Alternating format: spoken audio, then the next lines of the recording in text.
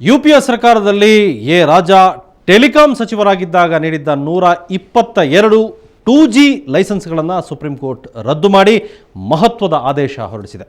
ಜನತಾ ಪಕ್ಷದ ಮುಖಂಡ ಸುಬ್ರಮಣ್ಯನ್ ಸ್ವಾಮಿ ಸಲ್ಲಿಸಿದ್ದ ಅರ್ಜಿಯ ವಿಚಾರಣೆ ನಡೆಸಿದ ಕೋರ್ಟ್ ಈ ಮಹತ್ವದ ಆದೇಶ ನೀಡಿದೆ.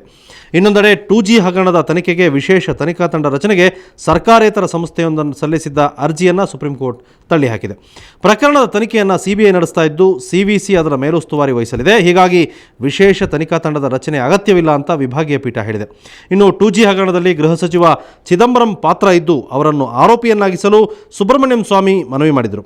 ಈ ಪ್ರಕರಣದ ತೀರ್ಪನ್ನು CBI ನ್ಯಾಯಾಲಯವೇ ನೀಡಲಿದೆ ಎಂದು ಸುಪ್ರೀಂ ಕೋರ್ಟ್ ಹೇಳಿದ್ದು 2 ವಾರಗಳಲ್ಲಿ ಈ ಬಗ್ಗೆ ತೀರ್ಪು ನೀಡುವಂತೆ CBI ಕೋರ್ಟ್ಗೆ ಸೂಚನೆ ನೀಡಿದೆ. ಇದರಿಂದಾಗಿ ಚಿದಂಬರಂ ಕೊಂಚ ನಿರಾಳರಾಗಿದ್ದಾರೆ. ಆದರೆ ಪ್ರಕರಣದ ತೀರ್ಪನ್ನು CBI ಕೋರ್ಟ್ ಫೆಬ್ರವರಿ 4ಕ್ಕೆ ಕಾಯ್ದಿರಿಸಿದ್ದು ಇನ್ನೆರಡು ದಿನಗಳಲ್ಲಿ ಚಿದಂಬರಂ ಭವಿಷ್ಯ ನಿರ್ಧಾರವಾಗಲಿದೆ.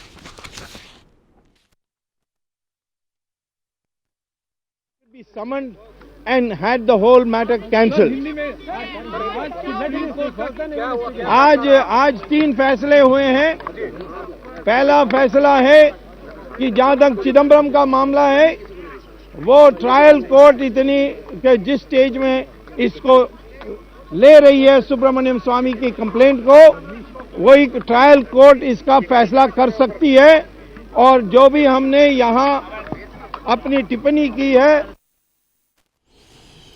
ಇನ್ನು ರಾಜಾ ಸಚಿವರಾಗಿದ್ದಾಗ 2008ರ ಫೆಬ್ರವರಿಯಿಂದ ಈಚೆಗೆ ನೀಡಲಾಗಿದ್ದ 2G ಲೈಸೆನ್ಸ್ ರದ್ದಾಗಿದ್ದು ಆ ಕಂಪನಿಗಳು ಯಾವ್ಯಾವು ಅನ್ನೋದನ್ನು ಡೀಟೇಲ್ ಆಗಿ ನೋಡೋಣ.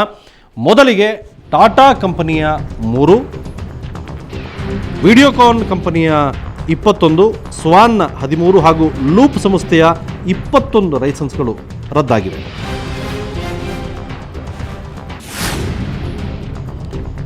ಇನ್ನು ಐಡಿಯಾ ಕಂಪನಿಗೆ ನೀಡಿದ್ದ 9 ಲೈಸೆನ್ಸ್ ರದ್ದಾಗಿದೆ.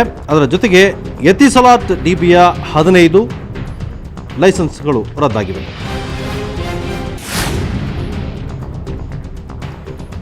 ಯೂನಿನಾರ್ ಕಂಪನಿಯ ಲೈಸೆನ್ಸ್ಗಳು ಕೂಡ ಇಲ್ಲಿ ರದ್ದಾಗಿವೆ. ಹೊಸ ಲೈಸೆನ್ಸ್ಗಳನ್ನು ನೀಡಲು 4 ತಿಂಗಳು ಗಡುವು ನೀಡಲಾಗಿದ್ದು ಮಾರುಕಟ್ಟೆ ಮೌಲ್ಯಕ್ಕೆ ತಕ್ಕಂತೆ ಹರಾಜಿನ ಮೂಲಕ ಲೈಸೆನ್ಸ್ ನೀಡಲು ಸುಪ್ರೀಂ ಕೋರ್ಟ್ ಆದೇಶ ನೀಡಿದೆ.